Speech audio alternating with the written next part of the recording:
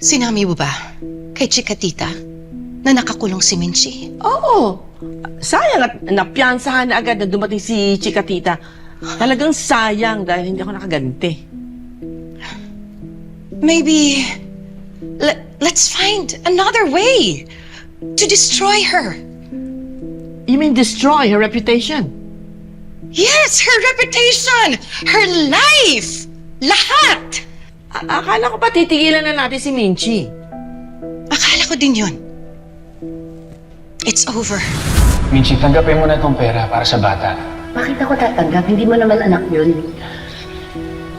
Sige na, tanggapin mo na. Please, please. Rampot me.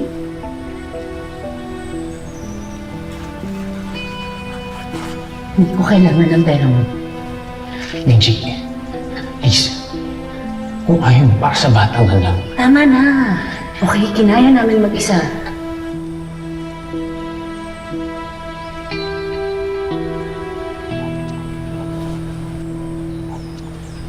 Bakit? May paabot-abot ka pa ng pera. Naawa ka sa kanya. So, ibig sabihin, may namamagitan pa rin sa inyong dalawa. Wala, Dara. Gusto ko na tulungan si Perry. Naging kabanda ko naman si Perry. Para saan? Hindi ako tanga-diyo. Alam kong may tinatago ka pa. Wala akong tinatago. Kung ano yung mga sinagot ko sa'yo dati, yun ang paninindigan ko. Nasira din naman ang buhay ni Minchi sa mga nangyari noon. Gusto ko lang makabawi sa kanya. Sa kanila, gusto ko makabawi. Kung nasira man yung buhay ni Menchie dahil sa sarili niya kagagawan yun, iniisip ko siya at tayo iniisip mo tayo na nasisira tayo ng dahil lang sa kanya na hanggang ngayon, inaabol pa rin tayo ng multo na nakaraan na yan. Then move on. Let go. Tapos na yung chapter na yun. Tara naman. Ikaw yung pinakasalan ko. Hindi pa ba sapat yun? Ikaw yung asawa ko. Hindi porket pinakasalan mo ko, tapos na. Hanggang ngayon, wala akong maramdaman sa'yo. Yung hinahanap ko security tsaka assurance, hindi ko maramdaman sa'yo. Parang hindi mo rin ako pinakasalan. Eh kung ganyan pala yung nararamdaman mo, tapusin na natin to. Pagod na rin ako eh. Akala mo ikaw lang, pagod na ako. So, ano sinasabi mo? Maghiwalay na tayo. Hindi ako papayag pa. Para saan? Para saan, Dio? Para magsama kayong dalawa ni Minchi? Oo! Sana si Minchi na lang pinakasalan ko!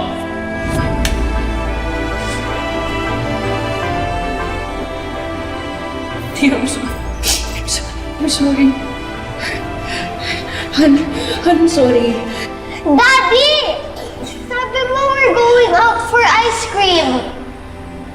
Yes, baby. We're gonna get your ice cream.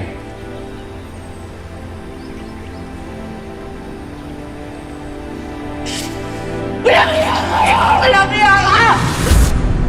Isa siyang anay. Unti-unting naninira. Parang ginawa niya sa amin ni Tio.